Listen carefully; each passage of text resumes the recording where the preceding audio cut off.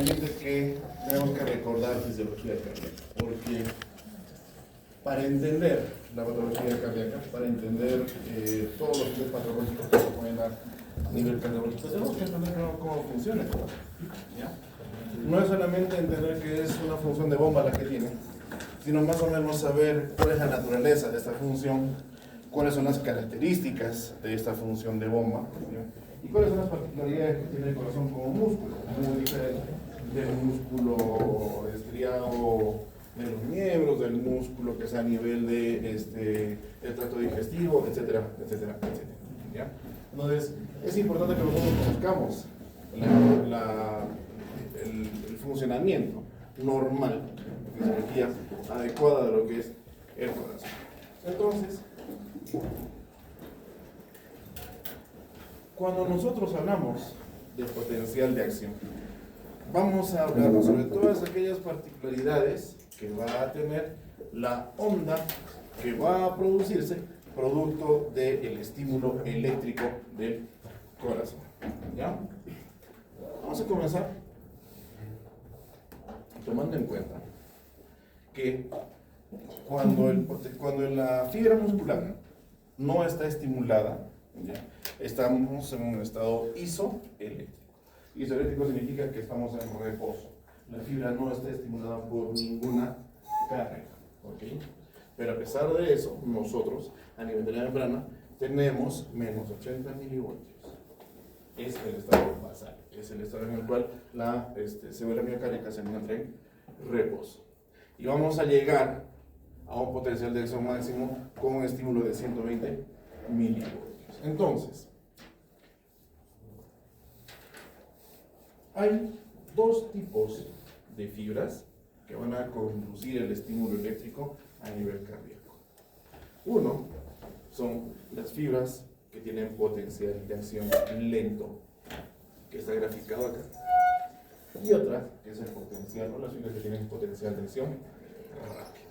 ¿Ok? Vamos a hablar ahorita primero sobre lo que es el potencial de acción lento. ¿Por qué es lento? ¿Por qué es un potencial de acción lento? Es un potencial de acción lento porque este se va a caracterizar, ¿ya?, dentro de sus particularidades, por tener una función contractil o por permitir una función contractil sostenida en el miocardio. Sostenida, ¿ya? No es que el estímulo pasa simplemente, sino va a tener situaciones bioquímicas que van a permitir que se sostenga, que se mantenga un poco más duraderamente en el tiempo la contracción miocárdica. Muy bien. Estamos frente a cuatro fases fundamentales de este potencial de acción en fibras que lo tienen lento, potencial de acción lento. La fase 0, que es la que estamos viendo acá, ¿no es cierto? Debemos entender nosotros que en el eje de las X hablamos de tiempo y en el eje de las Y hablamos de voltaje. ¿Ok? Listo. Siempre. Tiempo en el eje de las X y voltaje en el eje de las Y. Entonces, si nosotros vemos la fase 0, ¿qué es lo que podemos determinar? No, podemos determinar que esta fase se da en una unidad de tiempo, en un momento determinado, pero se da a una intensidad de voltaje definida. Se llama despolarización rápida. ¿A qué vamos a llamar despolarización? Vamos a llamar despolarización a todo aquel evento a nivel de la membrana de la célula miocárdica que va a producir contracción. Cuando la fibra está en un estado de reposo o isoeléctrica, va a estar descansando, no está ni contrayéndose ni recibiendo algún tipo de estímulo. Pero cuando se da la despolarización, se estimula eléctricamente y se da la contracción. Entonces, en la fase 0 se da esta contracción rápida, esta despolarización rápida, ¿ya?, que se va a caracterizar fundamentalmente por apertura de canales de sodio, que son dependientes de este voltaje que se va a dar. Tenemos que llegar a una cantidad mínima de voltajes para que se dé la apertura de los canales de sodio. Si llegamos a un voltaje menor, no se da la apertura. El hecho de que estos canales de sodio funcionen dependientes del voltaje hace que la diferencia de potencial entre el interior y el exterior disminuya de menos 80, que es su basal, ¿no es cierto?, hasta más 35. Más o menos, si viajamos de menos 80 a más 35, ¿cuántos milivoltios habrá habido de carga? De menos 80 hasta el 0, ya son 80. Añádele 35. 115, ¿no es cierto? 115 a 120 milivoltios. Ok, necesito una carga de 120 milivoltios. Milivoltios más, milivoltios menos, dependiendo de la literatura que uno agarre. Pero un promedio de 120 para despolarizar la membrana de mi célula mío. Fase 0. ¿Ok? Si nosotros hacemos una semejanza a lo que es el trazado electrocardiográfico, para que vayan entendiendo más o menos lo que va a ser el EKG cuando lo veamos, ¿ya? Este proceso, esta fase 0, va a coincidir con el inicio del complejo QRS. ¿Y el complejo QRS qué representa? Despolarización ventricular, ¿no es cierto? Entonces inicia con la despolarización ventricular. Muy bien. Entonces la fase 1, que es la que continúa la fase 0, habla del inicio de la repolarización. ¿Qué significa? La fibra ha llegado al tope en estímulo eléctrico. Ya no se puede recibir más carga y no se puede contraer más. Ha llegado al tope de su función. Tiene que empezar a relajarse. Y entra en un proceso de repolarización. Una repolarización que es transitoria, la cual se caracteriza fundamentalmente por la salida de potasio. ¿Ok? Añadido a esto también se puede considerar la salida de cloro, básicamente por intercambio transmembrana de cloro y calcio. ¿Ya? Para esto no se necesita un potencial o no se necesita una carga que haga o que permita que este evento se dé. Simplemente se da, porque ya terminó el estímulo eléctrico en la membrana. ¿Ok? Aquí viene lo más importante, la diferencia entre lo que es una fibra con potencial de acción rápido y una fibra con potencial de acción lenta. La fase 2. Esta fase 2 o meseta es lo más importante. ¿Por qué? Porque es precisamente esta fase de meseta, ¿ya?, la que va a tener paso de calcio por canales lentos y también el intercambio con potasio de forma lenta también, lo que va a hacer que la fibra miocárdica se contraiga más duraderamente. Por ejemplo, ¿a qué me refiero más duraderamente? Hay dos formas de sacarle el agua a una prenda que está totalmente empapada. O la hago fácil, ya, ¿la entiendo? O la escurro, ¿no es cierto? Para escurrir, ¿qué hago? Agarro, le doy unas vueltas y hago una torsión sostenida. ¿Qué estoy haciendo? Estoy haciendo una presión sostenida. Estoy contrayendo mis músculos para hacer ese ejercicio de forma sostenida. Eso mismo hace el ventriculo. La contracción no es que solamente se estimula y se contrae ya, no. La contracción se hace sostenida. Eso hace que todo el volumen que tenga que ser eyectado del ventrículo izquierdo consiga ser eyectado. Ojo, no significa que el ventrículo se quede vacío después. Hay un volumen telesistólico residual que siempre se va a quedar en el corazón. Ahorita lo vamos a ver, ¿ya? Entonces, esta es la diferencia. ¿Ok? La meseta, la fase 2, es la principal particularidad que va a diferenciar estas fibras de las fibras que tienen potencial de acción rápido. Listo. Luego de eso viene la fase 3, en la cual continúa la repolarización. Recuerden que en la fase 1 había una repolarización que era transitoria. Acá en la fase 3 esa repolarización ya se hace más marcada, con salida de potasio por sus canales, que son un poco más tardíos, y la célula continúa perdiendo cargas negativas. Normalmente, la célula miocárdica transmembrana tiene cargas positivas que son extracelulares y negativas intracelulares. Cuando cambia la polaridad o se despolariza esta membrana, se intercambian cargas. Las negativas se hacen extra y las positivas se hacen intra. Entonces acá estamos empezando a regresar a la normalidad. Las cargas positivas están volviendo a salir y las negativas están volviendo a entrar. Fase 3. Que inició ya en la fase 1 con la repolarización, pero que era transitoria. Ya para la fase 3 se instala el proceso de repolarización. Y en la fase 4, ¿ya?, en la cual ya hemos llegado otra vez a un basal, tenemos un estado de reposo. Acá ya no hay estímulo eléctrico. Se restablece el potencial basal de la membrana porque ya salió el potasio aprovechando la bomba de intercambio sodio-potasio. Entonces, estas son las fases que se caracteriza por presentar una fibra con potencial de acción lento. ¿Ya? Potencial de acción lento.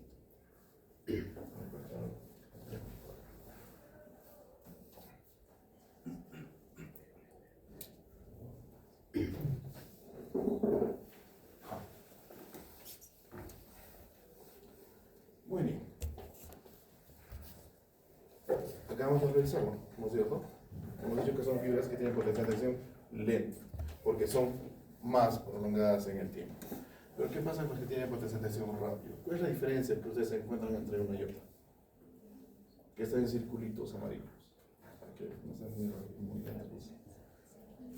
¿Qué le falta a uno que La tiene fase de meseta. La fase 2. Le falta la meseta. Estas son fibras que tienen potencial de acción rápido, porque al no tener meseta, no tienen que sostener la contracción y pasan más rápido en el tiempo. ¿Ok? Ahora, ¿dónde o en qué tipo de fibras yo encuentro potencial de acción corto? ¿Y en qué fibras encuentro potencial de acción largo? Fácil. El potencial de acción corto va a ser o va a estar ubicado en todas aquellas fibras que solamente me sirven de paso del estímulo eléctrico. Paso, paso, paso. Todo lo que sea tejido sinusal o tejido eléctrico de conmoción, no sinusal, las de His, las ramas, fibras de Purkinje, todo eso, tienen fibras con potencial de acción rápido. Pero las que se encargan de contraerse, las que se encargan de mantener su función contráctil, son las del músculo miocárdico. Estas se van a encontrar fundamentalmente en el de miocárdio.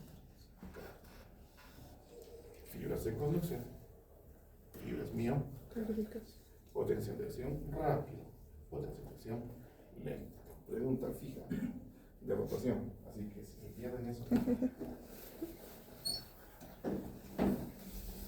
Listo, muy bien. ¿Qué más vamos a mostrar por acá? ¿Qué podemos ver? Ya. Fenómenos fundamentalmente electrolíticos. Habíamos dicho, ya a modo de repaso, que las fibras con potencial de acción lento, o sea, las que tienen meseta, inician su fase cero con la apertura de canales de sodio, ¿no es cierto?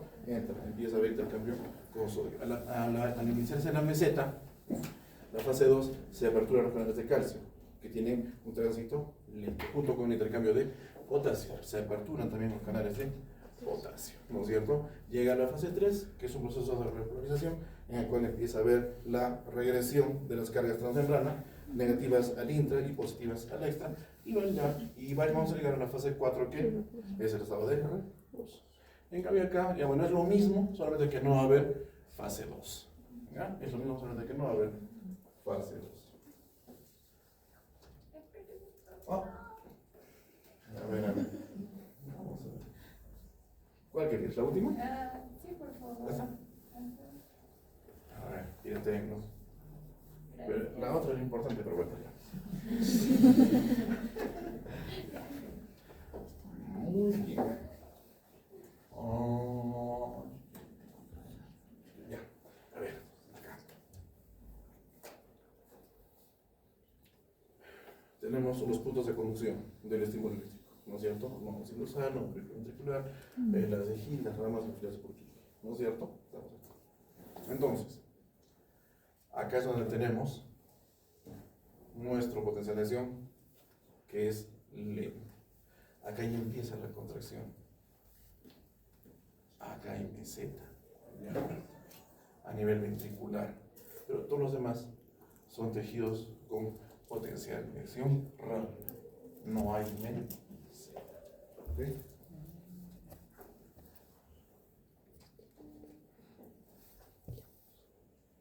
¿Alguna pregunta sobre potencial de acción? Sencillo, fácil, ¿no es cierto?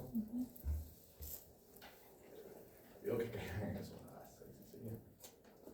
Listo, ciclo cardíaco. ¿Qué es lo que vamos a entender por ciclo cardíaco? Vamos a tomar como patrón el factor hemodinámico, o sea, cómo circula la sangre normalmente en un corazón sano. Entendemos nosotros que la sangre ingresa por las grandes venas hacia la aurícula derecha, ¿no es cierto? Normalmente va al ventrículo derecho, eyecta el ventrículo derecho, se va al sistema circulatorio menor o al lecho vascular pulmonar, como ustedes quieran llamarlo, ¿no es cierto? Por las arterias pulmonares, por la arteria pulmonar. Luego regresa esto hacia la aurícula izquierda, ¿no es cierto? Por las venas pulmonares, y de la aurícula izquierda al ventrículo izquierdo, de ahí a la economía. Eso es lo que ocurre normalmente. Entonces, todo ese proceso forma o constituye un ciclo. ¿Estamos de acuerdo? Listo.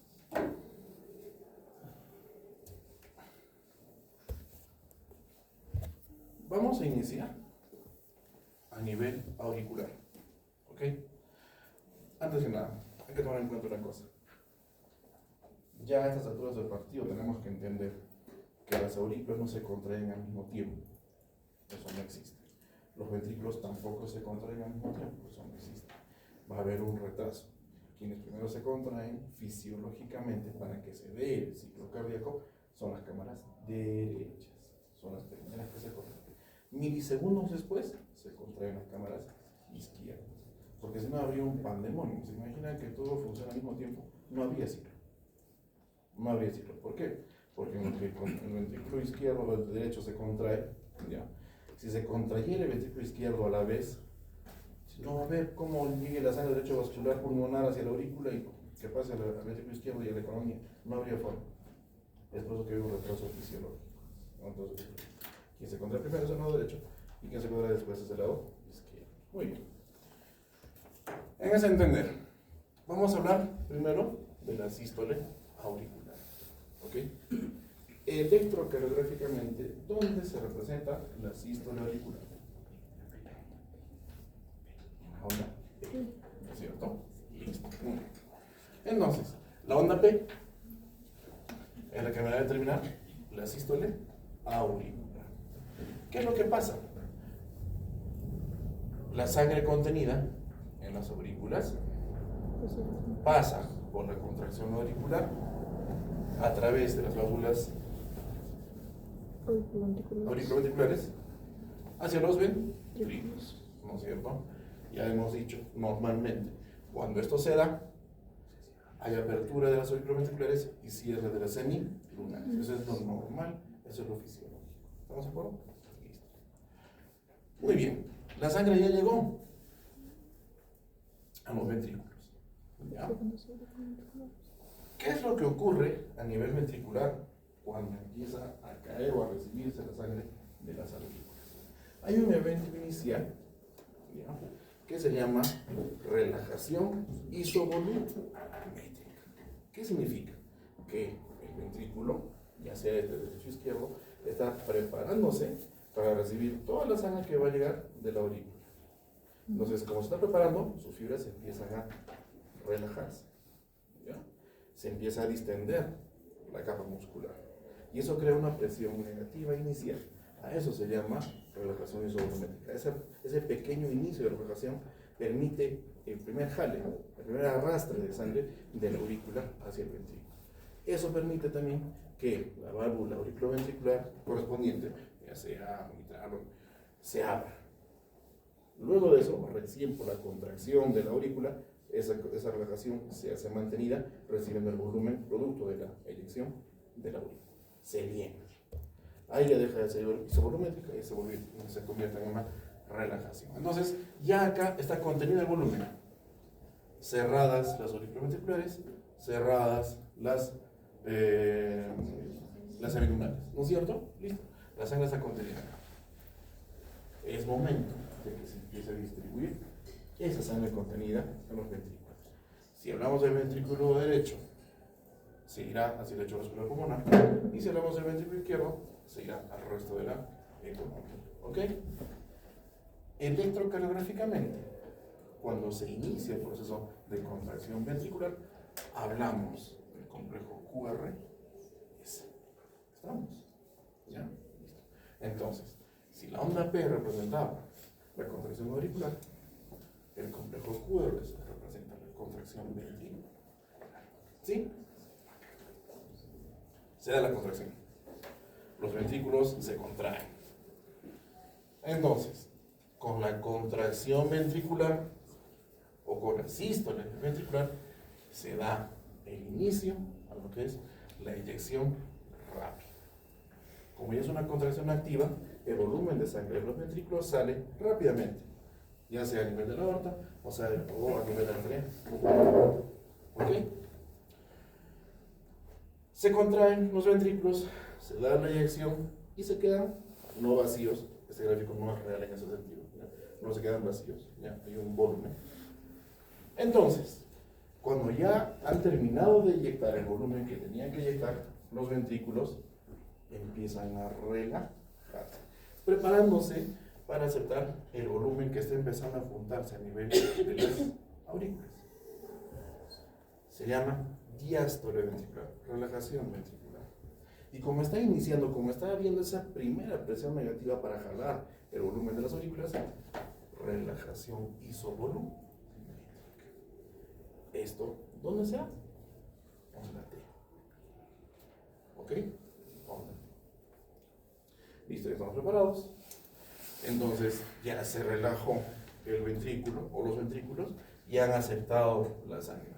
En este momento han pasado a nivel de las auriculoventriculares y se cierran las semilunares. Ya se dio la diástole ventricular. Los ventrículos han aceptado toda la sangre y se da el proceso de llenado ventricular. ¿Estamos de acuerdo?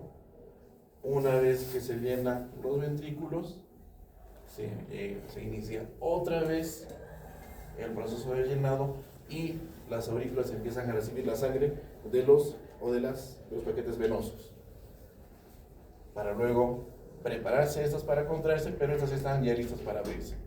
La contracción ventricular. Y se repite así. Y se repite.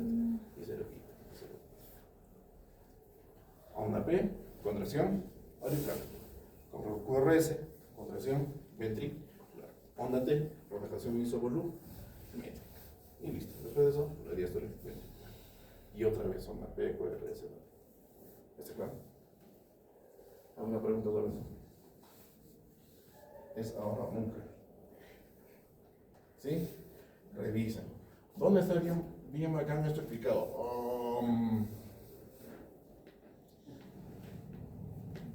El Gano lo explica bonito. Y el Harrison también hay un pedacito que agarra lo que es fisiología cardíaca. Revisan. Está espectacular, ¿no?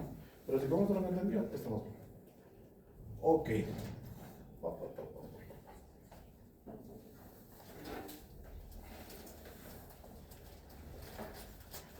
Esto es algo importantísimo que ustedes tienen que manejar. Es lo que ocurre en el ventrículo, en cada uno de los ciclos cardíacos, ¿ya?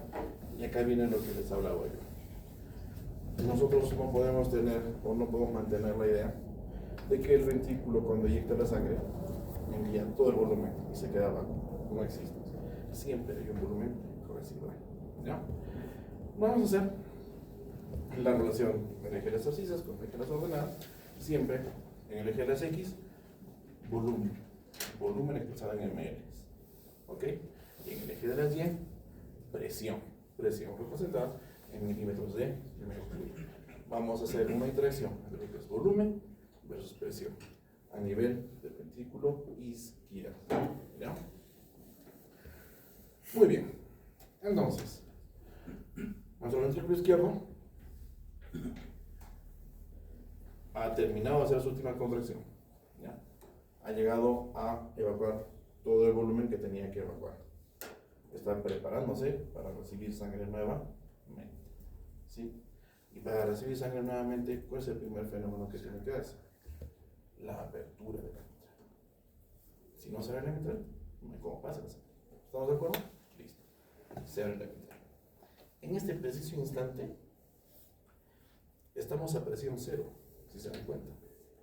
¿No es cierto? Presión cero. No hay presión acá. Porque está recibiéndose. Está empezando a relajarse. Pero si hay un volumen. Estamos arrancando siempre con 50 centímetros cúbicos. Y esos 50 van a estar ahí permanentemente. No es la misma sangre que se recarga, pero son 50 de este volumen permanente. ¿Ok? Entonces, sobre esos 50 empieza a recibir sangre el ventrículo izquierdo con la apertura de la mitral. ¿Qué hemos dicho? Hemos dicho que cuando se abre la válvula mitral, empieza a haber ingreso de sangre de la aurícula izquierda al ventrículo izquierdo. ¿Qué es lo que va a producir esto? Eso va a producir que haya un volumen que vaya llenándose poco a poco, vaya distendiendo poco a poco también las paredes del ventrículo izquierdo, hasta llegar a un punto en el cual llega un límite. Ya no se va a poder distender más la pared del ventrículo izquierdo. Entonces, es en ese instante que se inicia el proceso de contracción isovolumétrica. Pero como es el inicio de la fase de contracción, ¿qué es lo primero que tiene que ocurrir? Que la mitral se cierra. O sea, el caño que nos ha dado la sangre inicialmente tiene que cerrarse para que el ventrículo izquierdo empiece a contraerse. Hasta ese momento, acá, todavía hemos llegado a la fase final del llenado ventricular. Ojo, acá no hay presión todavía. Es la fase final de llenado. Hay un volumen telediastólico, final de la diástole. Telediastólico, final de la diástole. Ese volumen con el cual se cierra la válvula mitral. Estamos a una presión cero, pero estamos más o menos a unos 120 ml de contenido. Aproximadamente 128, 125, 130. ¿Ya? Y hay un volumen importante en la cámara. No hay presión, todavía no, porque se ha terminado de relajar recién el músculo. Y se cierra la válvula mitral. Empieza a contraerse, ¿ya? Empieza a contraerse. Se da la contracción isovolumétrica. Cuando hay inicio de contracción, ¿qué es lo que ocurre? Aumenta la presión. Pero ya no hay aumento de volumen. Esos 120, 25, 28 ml van a ser eyectados. No entra ni un ml más. Hablo normalmente. ¿Ok? Pero la presión se dispara. Se dispara más o menos hasta llegar a unos 80 milímetros de mercurio. Y cuando esa contracción isovolumétrica, cuando ese proceso de contracción inevitable termina, recién es que se abre la válvula aórtica.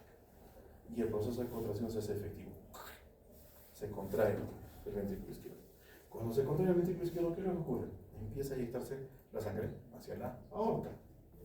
Entonces, si estoy perdiendo ese volumen hacia la gran arteria, ¿qué está pasando dentro de la cámara? Está perdiendo presión. Primero se dispara y luego empieza a decaer. Y también estoy perdiendo volumen. De lo que estaba acá, más o menos 120, 125, 128, me voy hasta lo inicial, que son 50 ml. Cuando terminó de inyectar todo su volumen en el ventrículo izquierdo, se cierra la válvula aórtica. ¿El ventrículo se queda vacío? No, se queda siempre con 50 ml. Como ya evacuó todo el volumen que tenía que evacuar, tiene que empezar a relajarse para aceptar otra vez el volumen.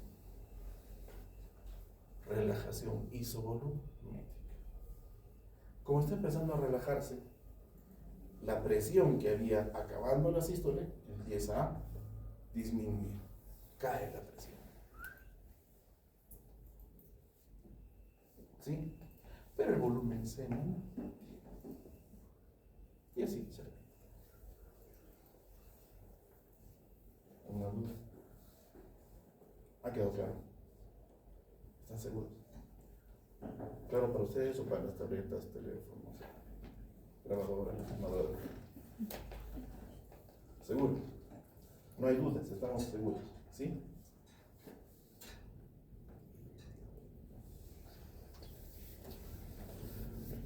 No, esto es ya otra cosa. Alguna vez lo puse para complicar la existencia.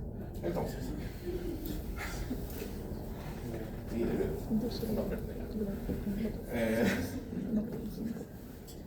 vamos a comenzar con esto, siempre. El ciclo cardíaco comienza con las aurículas en contracción, perdón, en relajación bueno, una relajación isovolumétrica, ¿no es cierto?, que va a permitir el llenado de ambas cámaras, como el cierre de las auriculoventriculares. Pasa ese volumen, empieza a pasar a los ventrículos, ¿no es cierto? Entonces, ya están, esto es la relajación isovolumétrica, ¿no es cierto?, relajación isovolumétrica de los ventrículos. Hay apertura de las auriculoventriculares, pero cierre de las semilunares. ¿Ok? Pasamos a la siguiente. Están llenos los ventrículos. Empieza a ver la contracción isovolumétrica. Empieza a querer contraerse el ventrículo. Pero ahorita todavía no está contrayéndose. Se mantienen cerradas las semilunares. Cuando ya se hace efectiva la contracción ventricular, sale la sangre hacia la pulmonar y hacia la aorta. Y se repite, se repite. ¿Ok?